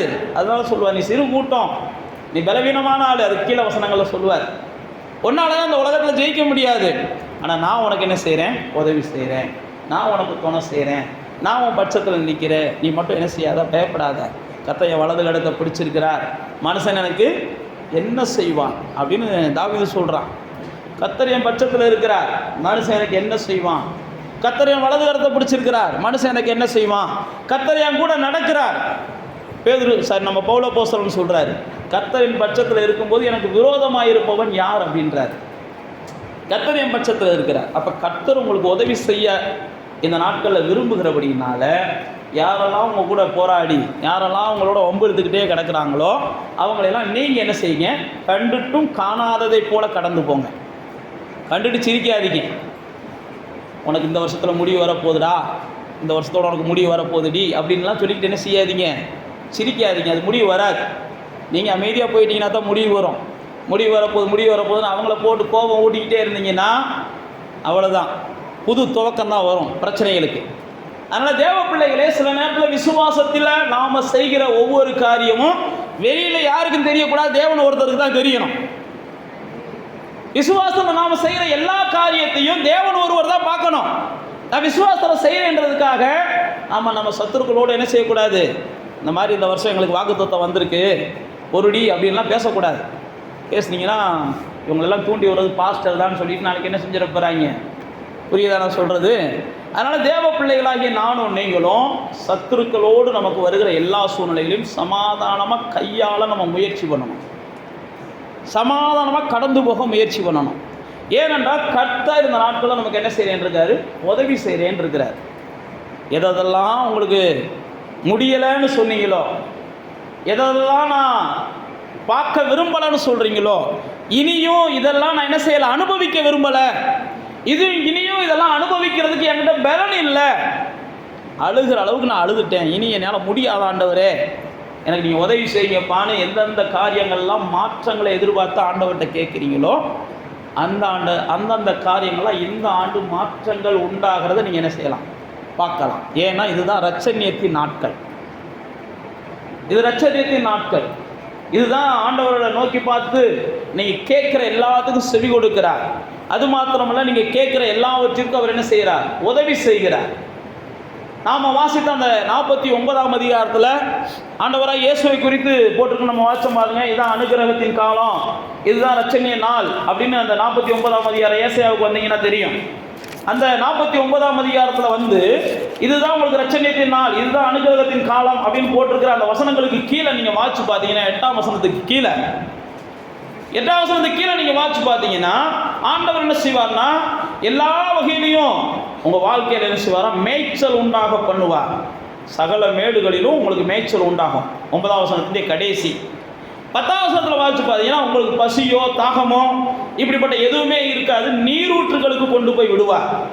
11ஆம் வசனத்தில் வாட்சி பார்த்தீங்கன்னா மலைகளில் கூட உங்களுக்கு பாதைகள் உருவாகும். இதை நீங்கள் வீட்டில் போய் வாசிச்சுக்கோங்க, நான் சாட்டா மட்டும் உங்களுக்கு சொல்லி முடிக்கிறேன். அந்த 13ஆம் வசனத்தில் சொல்லும்போது தான் சொல்லுவார், சிறுமைப்பட்டு இருக்கிற தம்முடையவர்கள் மேலே அவர் இரக்கமாக இருக்கிறார். இது வரைக்கும் ஆண்டவர் என்னை கைவிட்டுட்டார். அந்த 14ஆம் வசனம் 15ஆம் வசனங்கள், ஆண்டவர் என்னை மறந்துட்டார், ஆண்டவர் எனக்கு உதவி செய்யலை, எனக்கு வாழ்க்கையில் இப்படி நிம்மதியில்லாத ஒரு உலகத்தில் நான் வாழ்ந்து கொண்டு இருக்கிறேன், காலையிலையும் நான் ஆண்டவரை தேடுறேன், மாலையிலையும் ஆண்டவரை தேடுறேன், ஆலயத்துக்கு போகிறேன், ஆனாலும் இதே மாதிரி கைவிட்டாரு புலம்புகிற உங்களை பார்த்து ஆண்டவர் அங்கே சொல்கிறாரு, நான் உங்களுக்கு என்ன செய்யலை, கைவிடலப்பா, உங்கள் கூட தான் இருக்கிறேன் அப்படின்ற வார்த்தைகளை சொல்லிட்டு தான் உள்ளங்கையில் நான் என்ன செஞ்சுருக்கிறேன். அந்த 16ஆம் வசனத்தில் சொல்கிறார், உங்கள் நினப்பாவே நான் இருக்கிறேன்றார். ஆண்டவர் நம்ம நினப்பாவே இருக்கிறாரா, நம்ம நினப்பாவே. நமக்கு ஏதாவது ஒரு ஆபத்துனா முதலாக யார் வர்றாங்களோ வரலையோ ஆண்டவர் வருகிறார். நமக்கு ஏதாவது ஒரு உதவினா முதலாக யார் வர்றாங்களோ வரலையோ ஆண்டவர் வருகிறார். ஏசாயாவில் இன்னொரு வசனம் இருக்கும், எப்படா உங்களுக்கு உதவி செய்யலாம்னு சொல்லி அவர் காத்திருக்கிறார். 30ஆம் அதிகாரத்துக்கு வாங்க. 30ஆம் அதிகாரத்தில் 18ஆம் வசனத்தில் போட்டிருக்குது, உங்களுக்கு இறங்கும்படிக்கு கர்த்தர் என்ன செஞ்சிருப்பார், காத்திருப்பார், உங்கள் மேல் மனதுருகும்படிக்கு அவர் எழுந்திருப்பார், கர்த்தர் நீதி செய்கிற தேவன், அவருக்கு பயந்திருக்கிற அனைவரும் பாக்கியவான்கள் அப்படின்னு சொல்லி அந்த 30ஆம் அதிகாரத்தில் அந்த 18ஆம் வசனத்தில் போட்டிருக்கோம். அதுக்கு கீழே இருக்கிற அதுக்கு அடுத்த வசனங்கள்லையும் இதே மாதிரி தான். ஜனங்களே, வாசமாய் இருக்கிறவர்களே, இனி நீங்கள் அழுது கொண்டு இருக்க மாட்டீர்கள். நீங்கள் கூப்பிடுகிற சத்தம் அவர் என்ன செய்கிறார்? உருக்கமாக இறங்கி நீங்கள் கேட்ட உடனே உங்களுக்கு அவர் என்ன செய்கிறார்? உத்தரவை கொடுக்கிறார். உங்களுக்கு துன்பத்தின் அப்பத்தையும் உபத்திரவத்தின் தண்ணியையும் இதுவரை நீங்கள் சார்ந்து பார்த்துருக்கலாம். ஆனால் இனி அப்படி கிடையாது. நீங்கள் வலதுபுறம் இடதுபுறம் சாயும் போதெல்லாம் உங்களோட அவர் பேசுவார் அப்படின்னு சொல்லி அதுக்கு அடுத்தடுத்த வசனங்களில் ஆண்டவர் சொல்லுகிற ஆசீர்வாதங்களை நம்ம பார்க்குறோம். நீங்கள் இதெல்லாம் வீட்டில் போய் வாசிச்சு பாருங்கள். உங்களுடைய வெளிச்சம் அதிகமாகும், உங்களுடைய சூரிய வெளிச்சம் அதிகமாகும், உங்களுடைய வாழ்க்கையில் நீங்கள் அநேக வளங்களை பார்ப்பீர்கள், நீங்கள் மகிழ்ச்சியை பெருக பண்ணுவார் ஆண்டவர்னு சொல்லி பல காரியங்களை வாக்குத்தத்தமாக சொல்லுவார். அப்போ தேவ பிள்ளைகளே, இந்த நாட்கள் தேவன் உங்களுக்கு உதவி செய்கிற நாட்கள். இந்த ஆண்டு நீங்கள் அநேக உதவிகளை தேவனிடத்திலிருந்து என்ன செய்யலாம்? பெற்றுக்கொள்ளலாம். உங்களுக்கு உதவி செய்யும்படிக்கு கர்த்தர் என்ன செய்கிறார்? காத்து இருக்கிறார். உங்களுக்கு உதவி செய்வதற்காக கர்த்தர் எப்பயுமே தன்னுடைய கரத்தை நீட்டின வண்ணமாக வைத்திருக்கிறார். உங்களுக்கு உதவி செய்ய வண்ணமாக எப்பயுமே கர்த்தருடைய செவிகள் உங்களுக்கு திறந்ததாகவே இருக்கிறது. நீதிமான்களுக்கு அவருடைய செய்திகள் என்ன செய்யுமா? திறந்ததாகவே இருக்குதான். அவருடைய கண்கள் நீதிமான்கள் மேலே நோக்கமாகவே இருக்கிறதா. ஆசாட்ட சொல்லும்போது சொல்றாரு, உத்தம இருதயத்தோடு தன்னை தேடுகிறவர்களுக்கு அவர் என்ன செய்யணும்? தன்னுடைய வல்லமையை வெளிப்படுத்துவதற்காக, அவரை தேடுகிறவர்களுக்கு வல்லமையை வெளிப்படுத்துவதற்காக. ஏசாயா தான் இன்னொரு வசனத்தை சொல்லுவார், அவர் உங்கள் பக்கத்திலேயே தான் இருக்கிறாரு, நீங்கள் கூப்பிடுங்க பாரு. இயேசு வெளிப்படுத்துகிற விசேஷத்தில் சொல்லும்போது சொல்லுவார், நான் கதவை தட்டுறேன், உனக்கு ஒரு ஆபத்து வந்திருக்கா அப்படின்னு அவர் கதவை தட்டுறாரு. உனக்கு ஏதாவது உதவி வேணுமாப்பாண்டு கதவை திறந்தால் அவன் கூட உட்காந்து என்ன செய்ய போகிறேன்? போஜனம் செய்ய போகிறேன். உங்களுக்கு உதவி செய்வதற்காக அவர் கதவை தட்டுறாரு. உங்களுடைய சத்தத்தை கேட்டுட்டு அவர் கதவை தட்டுறாரு. உங்களுடைய கூக்குரலை கேட்டுட்டு அவர் கதவை தட்டுறாரு. உங்கள் வாழ்க்கையில் ஏதாவது என்ன செய்யணும்? ஏனென்றால் அவர் உங்களை தெரிந்து கொண்டதின் நோக்கமே நீங்கள் இந்த பூமியில் வாழுகிற நாட்கள்லாம். இயேசு சொன்னார் பாருங்க, வருத்தப்பட்டு பாரம் சுமக்கிறவங்களாம் நீங்கள் வாங்க, நான் உங்களுக்கு இளைப்பாறுதலை தருவேன். அப்படி தான் அவர் சொல்கிறாரு. இயேசு யோவானில் சொல்லும்போது சொல்கிறார், என்னுடைய சந்தோஷத்தை நான் தர்றேன், என்னுடைய சமாதானத்தை தர்றேன், உங்களுடைய இருதயம் கலங்க வேண்டாம். இயேசு யோவான் 16ஆம் அதிகாரத்தை முடிக்கும் போது அதான் சொல்கிறார், உலகத்தில் உங்களுக்கு என்ன உபத்திரம் வந்தாலும் திடன் கொள்ளுங்கள், நான் அந்த உலகத்தை என்ன செஞ்சுருக்கிறேன்? ஜெயிச்சிருக்கிறேன். உலகத்தில் உபத்திரம் வந்த உடனே என்ன செஞ்சிடாதீங்க, உலகத்தில் பிரச்சனை வந்த உடனே என்ன செஞ்சிடாதீங்க, சோர்வடைஞ்சிடாதீங்க. ஏன் நான் இதெல்லாம் உங்களுக்கு சொல்கிறேன் அப்படின்னா, உங்கள் சமாதானத்தை நீங்கள் பாதுகாத்துக் கொள்ளணும். 16ஆம் அதிகாரத்தில் இயேசு அதான் சொல்லுவார், எனக்கு ஒருவர் இருக்கிறார், என்னை விசாரிக்கிறதுக்கு அவர் துடிக்கிறார் அப்படின்ற ஒரு எண்ணம் உங்களுக்குள்ள இருக்கணும். எனக்கு ஒருத்தர் இருக்கிறார், என்னை விசாரிக்கிறதுக்கு அவர் துடிக்கிறார். எனக்கு ஏதாவது ஒன்றுன்னா முதலாக வந்து அவர் நிற்பார், எனக்காக எந்த கதவுகளையும் திறப்பார், எனக்காக எந்த சேனைகளையும் அவர் என்ன செய்வார்? செதறடிப்பார். இந்த ஆண்டில் ஆண்டவர் உங்களுக்கு கொடுத்துருக்கிற வாக்குத்தான் அதுதான். உங்களுக்கு அவர் செவி கொடுத்து அவர் இந்த ஆண்டு என்ன செய்வார்? உதவி செய்கிறத நீங்கள் பார்ப்பீங்க. ஆண்டவர் உங்களுக்கு செவி கொடுப்பார், ஆண்டவர் உங்களுக்கு உதவி செய்வார். இதுதான் ரட்சணிய நாள், இதுதான் உங்களுக்கான விடிவு உண்டாகிற நாள். இந்த வருடத்தை நீங்கள் பயன்படுத்த தவறிட்டீங்கன்னு வைங்களேன், உங்கள் வாழ்க்கையில் நீங்கள் கண்டிப்பாக அநேக காரியங்களில் வருத்தத்தை சுமந்து கொண்டே தான் இருப்பீங்க. இந்த வருடத்தில் நீங்கள் என்ன செய்யுங்க? எந்தெந்த மாற்றம் வேணுமோ அந்த மாற்றங்களை எல்லாம் தேவனிடத்திலிருந்து நீங்கள் பெற்றுக்கொள்ளுங்க. எந்தெந்த ஆசீர்வாதங்கள் வேணுமோ இந்த வருடத்தில் நீங்கள் தேவனிடத்திலிருந்து பெற்றுக்கொள்ளுங்க. அதுதான் நான் உங்களுக்கு சொல்லுகிறேன். இந்த வருடம் கர்த்தர் உங்களுடைய பாவத்தை பார்க்க போகிறதில்ல. கடந்த வருடங்களில் நீங்கள் செஞ்ச பாவத்தெல்லாம் நினைக்க போகிறதில்ல. கடந்த வருஷங்களில் நீங்கள் செஞ்ச எந்த ஒரு காரியத்தையும் கர்த்தர் எண்ணிக்கொண்டு உங்களுக்கு நன்மை செய்யலை. அவர் அனுகிரகம் பாராட்டி உங்களுக்கு செவி கொடுக்கிறார், அவர் அனுகிரகம் பாராட்டி உங்களுக்கு உதவி செய்கிறார். அதனால் இந்த ஆண்டை நீங்கள் பயன்படுத்தி கொண்டால் உங்கள் வாழ்க்கையில் அடுத்தடுத்து உங்களுடைய சந்ததிகள் என்ன செய்வாங்கன்னா, நீங்கள் பட்ட அனுபவித்த துன்பங்களை அவங்க அனுபவிக்க மாட்டாங்க, நீங்கள் கடந்து வந்த வருத்தங்களை அவங்க அனுபவிக்க மாட்டாங்க, நீங்கள் சந்தித்த அவமானங்களை அவங்க அனுபவிக்க மாட்டாங்க. இந்த ஆண்டு நீங்கள் பயன்படுத்திக்கோங்க. இதுதான் முதல் வாரத்தில் உங்களுக்கு செய்தி. இந்த ஆண்டு நீங்கள் பயன்படுத்திக்கோங்க. ஆண்டவர் எனக்கு செவி கொடுக்கிறார், நான் கூப்பிடுவேன். ஆண்டவர் எனக்கு உதவி செய்கிறார், நான் அவரை கூப்பிடுவேன். எனக்கான ரட்சணிய நாள், எனக்கான அனுகிரகத்தின் நாள். நம்ம எல்லாருக்குமே தெரியும், சிலுவையில் ஒரு கள்ளன் இயேசுட்ட கேட்குறான், வாழ்நாளெல்லாம் திருடனா வாழ்ந்தவன், வாழ்நாளெல்லாம் தேச துரோகியா வாழ்ந்தவன், வாழ்நாளெல்லாம் எந்த நன்மையும் செய்யாமல் வாழ்ந்தவன். நீங்களும் நான் அப்படிப்பட்டவங்க கிடையாது. அவனுக்கு இயேசு செவி கொடுத்தார்னு பைபிளில் போட்டிருக்கு. அவனுக்கு இயேசு செவி கொடுத்தார். அவன் செஞ்ச ஒன்று இயேசு என்ன செஞ்சவர்? குற்றமற்றவன் நம்பினான். இயேசு ஒரு நிரபராதி நம்பினான். இயேசு தான் தேவகுமாரன் அப்படின்னு நம்பினான். இயேசுதான் தெய்வம் என்பதை அவன் முழுவதுமாக விசுவாசிச்சான். அதனால தான் அவர்கிட்ட ஒரே ஒரு வார்த்தை கேட்டான், பரலோகத்திலிருந்து நீ பரதேசுக்கு போகும்போது என்னையும் அந்த பரதேசுக்கு கூட்டு போங்கன்னா. ஒரே ஒரு நொடி பொழுத கல்லனுக்கு பரலோக வாழ்க்கையை ஆண்டவர் காண்பிச்சார். ஒரே ஒரு நொடி பொழுது தான். அப்படிப்பட்ட கல்லனுக்கே அவ்வளவு பெரிய வாழ்க்கையை கொடுத்தாருன்னா நீங்களும் நானும் எவ்வளவோ மேலானவர்கள், அவருடைய பார்வையில் எவ்வளவோ மேலானவர்கள்.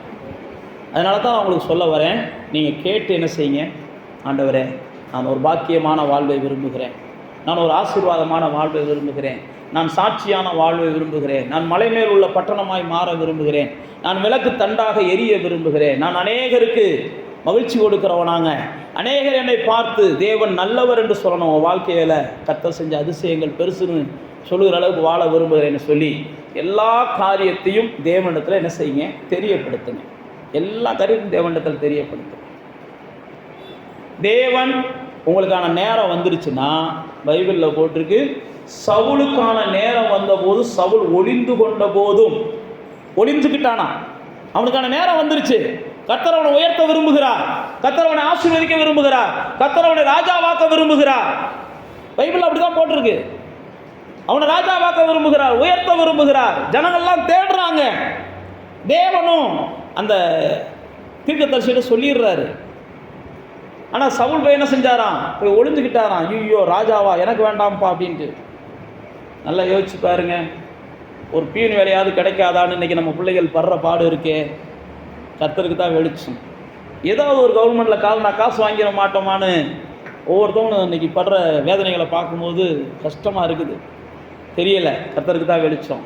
ஆனால் அன்னைக்கு பாருங்கள், நீ தாண்ட இந்த தேசத்துக்கு ராஜாவை வரணுன்னே ஓடி ஒளியிறியான். பைபிளில் போட்டிருக்கு. ஆனால் வேதம் சொல்லுது, உனக்கான நேரம், உனக்கான வாழ்வு, நீ ஓடி ஒளிஞ்சாலும் நான் விட மாட்டேன்னு சொல்லி ஆண்டவர் காமிச்சு கொடுக்குறாரு. நாங்கள் ஒளிஞ்சிருக்கேன், அவனை போய் இழுத்துட்டு வான்றாரு. இப்போ இழுத்துட்டு வந்து உட்கார வைக்கிறாங்க. அப்போ உங்களுக்கான வாழ்க்கையை ஆண்டவர் கொடுக்கணும்னு நினச்சிட்டாருன்னா நீங்களே ஒளிஞ்சாலும் அவர் விட மாட்டார். நீங்களே ஒளிஞ்சாலும், போய் ஒளிஞ்சு கொண்டாலும் கர்த்தர் உங்களுக்கான வாழ்க்கையை கொடுப்பார். அது மட்டுமல்ல, வேதத்தில் இதே மாதிரி எத்தனையோ உதாரணங்கள் நான் உங்களுக்கு சொல்லலாம். இதே மாதிரி எத்தனையோ உதாரணங்களை சொல்லலாம். வாழ்க்கையை கண்டடைய விரும்புகிற கொஞ்சம் பேர் வந்து ரோட்டில் நின்றுருக்காங்க. ஏசு ஒரு ஓமையை சொல்கிறார். எப்படியாவது வாழ்க்கையில் என்ன செய்யணும், ஜெயிச்சு காமிக்கணும், வாழ்ந்து காமிக்கணும் அப்படின்னு கொஞ்சம் பேர் ரோட்டில் வந்து நின்றுருக்கான். அவர் ஏசு அந்த பக்கமாக ஓமையில் போட்டிருக்கிறார். அந்த பக்கம் வராரு. என்னப்பா ரோட்டில் நிற்கிற, வேலை செய்ய விரும்புறியா, வா என் தோட்டத்தில் வேலை இருக்குன்றாரு.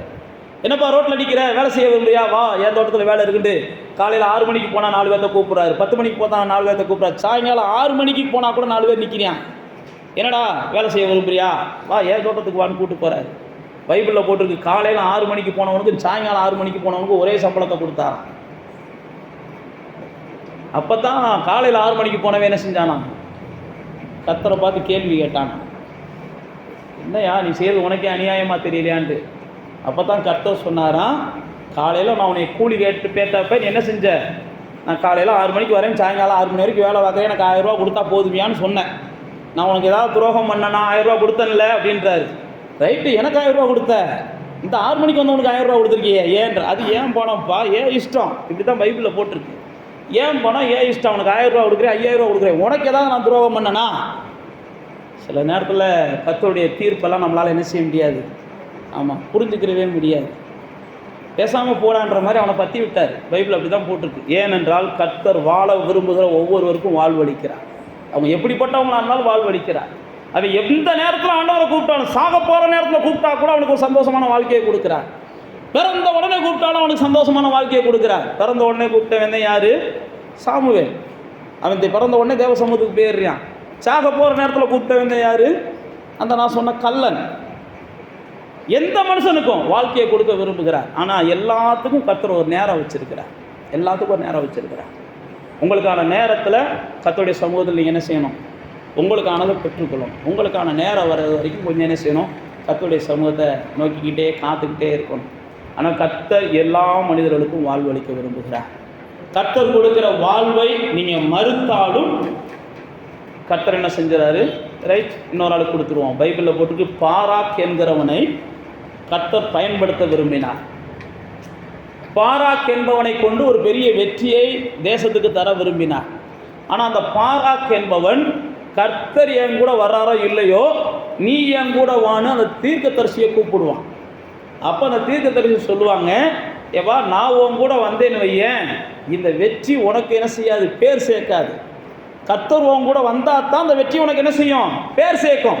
அதனால் நீ என்னையே விட்டுன்றாரு. அந்த அம்மா தீர்க்கதரிசி ஒரு லேடி தான், அவங்க தெபோரா, அவங்க பேர் பைபிளில் போட்டிருக்கு. நியாயாதிபதிகள் புஸ்தகத்தில் 5ஆம் அதிகாரம் 5ஆம் அதிகாரம் 4ஆம் அதிகாரம் 5ஆம் அதிகாரத்தில் வாசிச்சு பார்த்தீங்கன்னா, சில நேரத்தில் நமக்கான வாழ்க்கையை நம்மளே என்ன செஞ்சிடறோம், நமக்காக தேவன் கொடுக்குற மேன்மையை நம்மளே என்ன செஞ்சிடறோம், அவனுக்கு மடிச்சுட்டு போகிறான் அப்படின்னு சொல்லி நம்மளை அறியாமல் செஞ்சிடறோம். பாராக்கு அப்படி தான் செஞ்சுட்டார். அப்போ தான் தெபோரா சொல்கிறாங்க, நான் உன் கூட வருவேன், ஆனால் வெற்றி ஓம் பேரில் எழுதப்படாது, ஒரு பொம்பளை பேரில் தான்டா எழுதும்ட்டார். அப்படி தான் பேசிட்டு வருவாங்க, பைபிளில் போட்டிருக்குது. அதே மாதிரியே இவன் பெரிய வெற்றியை தேவன் அவனுக்கு கொடுக்குறார். பெரிய வெற்றியை கொடுத்ததுக்கப்புறம் அந்த ராஜாவை கொலை செய்கிற பொறுப்பை இவனால் செய்யவே முடியலை. திடீர்னு பார்த்தா ஒரு அம்மா வீட்டில் உட்காந்துருக்கிறாங்க. சில நேரத்தில் வாழ்க்கை எப்படியெல்லாம் வருதுன்னு பாருங்கள். வீட்டில் அவங்க வாட்டுக்கு என்ன செய்கிறாங்க, சமைச்சிக்கிட்டு இருக்கிறாங்க. கர்த்தர் ஒரு மனுஷன் பேரை எழுதணும் சரித்திரத்தில் அப்படின்னு நினச்சிட்டா, நீங்கள் வீட்டில் சமைச்சிக்கிட்டு இருந்தால் கூட உங்களை என்ன செய்ய மாட்டார், வாய்ப்பை கொடுத்து உங்களை பேரை எழுதி வைப்பார். நீங்கள் கர்த்தருடையவங்களாக இருக்கிறீங்க, வீட்டில் சமைக்கிறத தவிர எனக்கு ஒன்றும் தெரியாது பாஸ்டர், ஆனால் நான் கர்த்தருடையவனாக இருக்கிறேன்றது கர்த்தர் தான் சாட்சி. ஆனால் உங்கள் பேர் சரித்திரத்தில் வரணும், உங்கள் பேர் ஊரெல்லாம் பேசுகிற இடத்துக்கு வரணும் அப்படின்னா கர்த்தர் எதை வேணாலும் செய்வார். உங்கள் வீட்டுக்கே என்ன செய்வார், வெற்றியை வீட்டுக்கு கொண்டு வரார். பைபிள் அப்படி தான் போட்டிருக்கு. அந்த தேசத்து ராஜா வீட்டுக்கு வர்றான். உடனே இந்த அம்மா என்ன செய்கிறாங்க, வாராசான்னு கூப்பிட்றாங்க. உனக்கு என்ன வேணும், இந்த மாதிரி எனக்கு இதை கொடுமா, நீ கேட்டதை காட்டு நிறையாவே நான் அது தரேன், ஏன்னா வெற்றி எனக்கு கிடைக்க போகுதுண்டு அவனை படுக்க வச்சுட்டு சுத்தியில் வச்சு அடித்து கொண்டாங்களாம். பைபிளில் போட்டிருக்குது. கர்த்தருடையவர்கள் வீட்டுக்குள்ளே இருந்தாலும் கர்த்தர் கனம் பண்ணணும்னு நினச்சிட்டாருன்னா வீடு தேடி உங்களுக்கு என்ன செய்வார், கனத்தை கொண்டு வார். நம்ம வீட்டுக்குள்ளே தானே இருக்கோம், நமக்கெல்லாம் எங்கே பாஸ்டர் கனம் கிடைக்க போகுதுலாம் நினைக்காதீங்க. நான் கர்த்தருடையவன், என்னை கர்த்தர் என்ன செய்வார், வீட்டுக்குள்ளே ஒளிஞ்சிருந்தாலும் விட மாட்டார், வீட்டுக்குள்ளே உட்கார்ந்தாலும் விட மாட்டார். இந்த ஆண்டு எப்படியாவது கர்த்தர் என்ன செய்யணும், கனப்படுத்தணும். இந்த ஆண்டு எப்படியாவது என்னை கர்த்தர் மேன்மைப்படுத்தணும், எப்படியாவது என்னை கர்த்தர் வாழ வைக்கணும். இந்த ஆண்டு நான் வாழ்ந்து காமிக்கணும். இந்த ஆண்டு எனக்கு பரலோக வாழ்க்கை வேணும், சந்தோஷமான வாழ்க்கை வேணும். நான் மறுபடியும் சொல்லுகிறேன், இது ஒரு அனுகிரகத்தின் நாட்கள். நீங்கள் அனுகிரகத்தினால் கடந்த நாட்கள்லேயே நடந்ததே மறந்துடுங்க. நீங்கள் கடந்த நாட்களில் கர்த்தருக்கு துரோகம் பண்ணியிருக்கலாம், புருஷனுக்கு துரோகம் பண்ணியிருக்கலாம், யாருக்கு வேணாலும் துரோகம் பண்ணியிருக்கலாம், அதெல்லாம் மறந்துடுங்க. இது அனுகிரகத்தின் நாட்கள். யாருக்கு வேணாலும் துரோகம் பண்ணியிருக்கலாம், பிசாசு உங்களை அதையே சொல்லிக்கிட்டு இருப்பான். இனி நான் என்ன செய்கிறேன், இது அனுகிரகத்தின் நாட்கள். நான் யாருக்கும் துரோகம் பண்ண மாட்டேன், என் தேவனுக்கும் துரோகம் பண்ண மாட்டேன். நான் சந்தோஷமாக வாழ விரும்புகிறேன், என் வாழ்க்கையை நான் வாழ்ந்து காமிக்க விரும்புகிறேன், ஒரு ஆசீர்வாதமாக வாழ்ந்து காமிக்க விரும்புகிறேன்னு ஒப்பு கொடுங்க. இந்த ஆண்டு நீங்கள் ஆசீர்வாதமாக வாழ்ந்திருக்க கர்த்தர் உதவி செய்வார். அப்படி கண்களை மூடி கர்த்தருடைய சமூகத்துக்கு வாங்க. இந்த ஆண்டு உங்கள் வாழ்க்கையெல்லாம் மாறணும், இதுதான் ஆண்டவர் விரும்புகிறார், நானும் விரும்புகிறேன். இந்த ஆண்டு உங்கள் குடும்பமெல்லாம் ஆசீர்வாதமாக இருக்கணும், இதுதான் ஆண்டவர் விரும்புகிறார். அதனால தான் உங்கள்கிட்ட பேசிக்கிட்டு இருக்கிறார். இது அனுகிரகத்தின் நாட்கள், இது சாதாரண நாட்களில் உங்களுக்கு ஆண்டவர் கிருபையாக கொடுக்குற நாட்கள். பயன்படுத்திக்கோங்க, இது கிருபையின் வருடம், இதை நீங்கள் பயன்படுத்திக்கோங்க. ஆண்டவர்கிட்ட எதெல்லாம் நீங்கள் கேட்டு பெற்றுக்கொள்ள விரும்புகிறீங்களோ கேட்டு பெற்றுக்கொள்ளுங்க. நீங்கள் கேட்டு பெற்றுக்கொள்வதற்கு தடையா என்ன இருந்தாலும் அதை நீங்கள் மாற்றுங்க.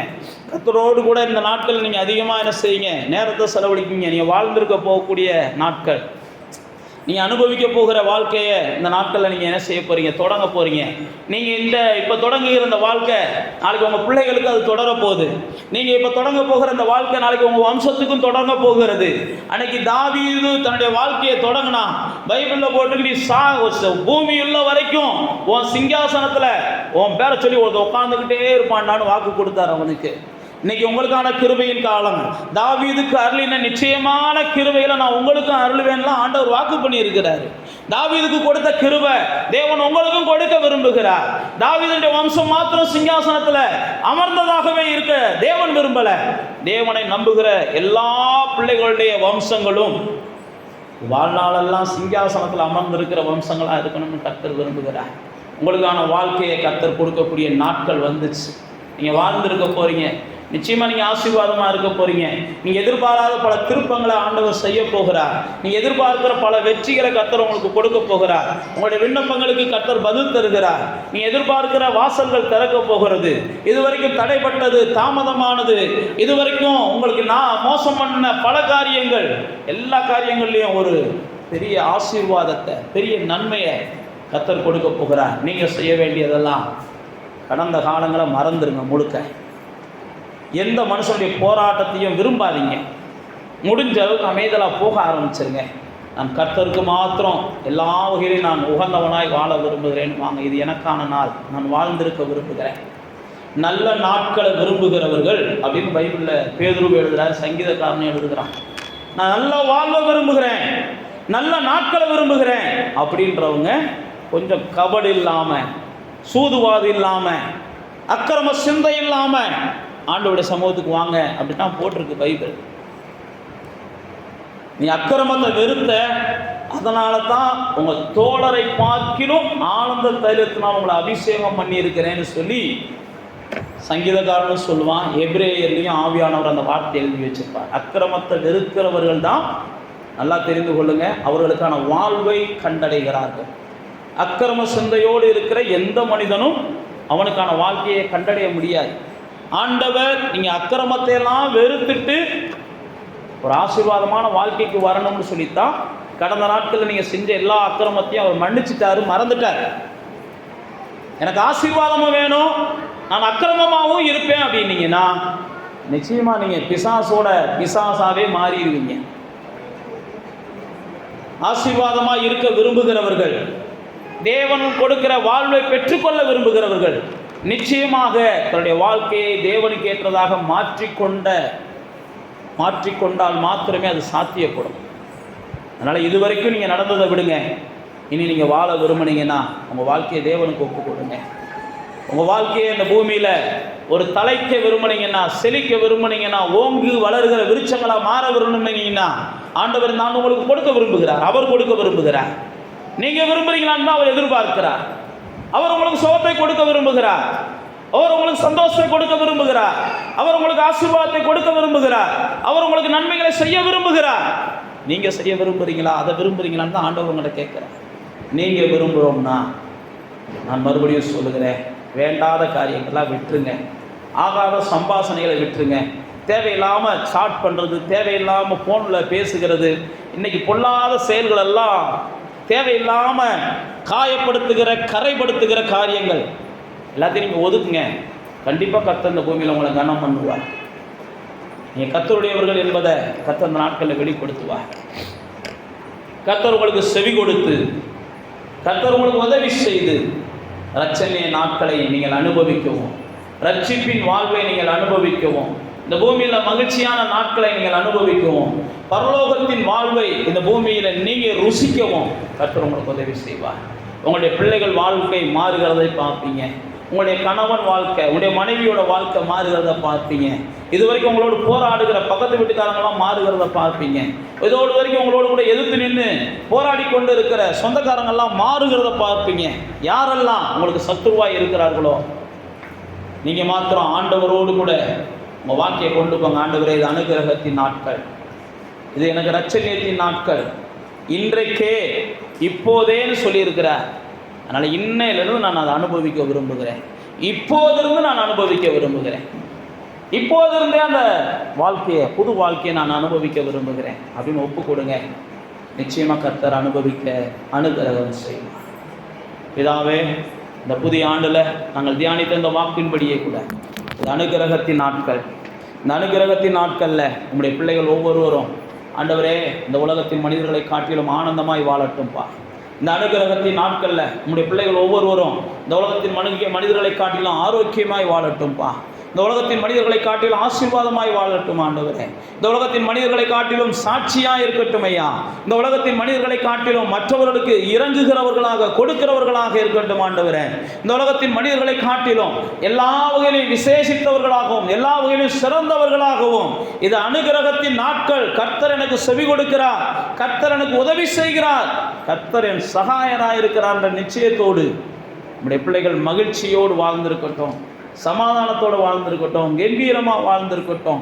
ஆண்டவரே, தலை குனிந்து வாழாமல் எப்பையும் தலை நிமிர்ந்து ஆசீர்வதிக்கப்பட்ட மக்களாய் வாழ்ந்திருக்க, அநேகருக்கு நிழல் தருகிறவர்களாய் வாழ்ந்திருக்க, அநேகரை இளைப்பாறுதலுக்கு நேராய் வழி நடத்துகிறவர்களாய் வாழ்ந்திருக்க பிதா, குமாரன், பரிசுத்த ஆவியின் நாமத்தில் ஆசீர்வதிக்கிறோம்ப்பா.